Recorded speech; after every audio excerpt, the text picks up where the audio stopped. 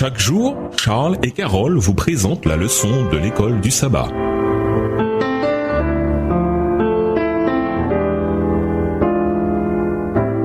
Bienvenue à votre émission. Dieu nous parle. Nous voilà à la leçon 7 qui va du 5 au 11 novembre. Rétribution divine. Étude de la semaine.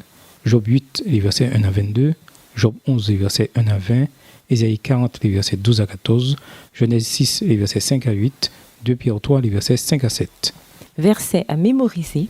Peux-tu découvrir les profondeurs de Dieu ou découvrir ce qui touche à la perfection du Tout-Puissant? Job 11, verset 7. Le problème de la souffrance humaine continue certainement de désemparer l'humanité. Nous voyons des gens bien traverser des tragédies extrêmes, tandis que des méchants s'en sortent impunément dans cette vie.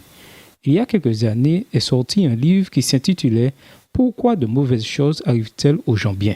Une tentative parmi tant d'autres de parvenir à une réponse satisfaisante à ce problème. Mais elle a échoué. De nombreux auteurs et penseurs ont exprimé par écrit leurs difficultés à essayer de comprendre la souffrance humaine. Ils ne semblent pas avoir trouvé les bonnes réponses.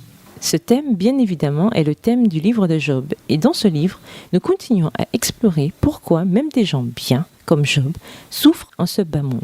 La différence cruciale entre le livre de Job et les autres livres écrits sur le sujet, cependant, c'est que Job ne se fonde pas sur des perspectives humaines de la souffrance, bien que le livre n'en manque pas.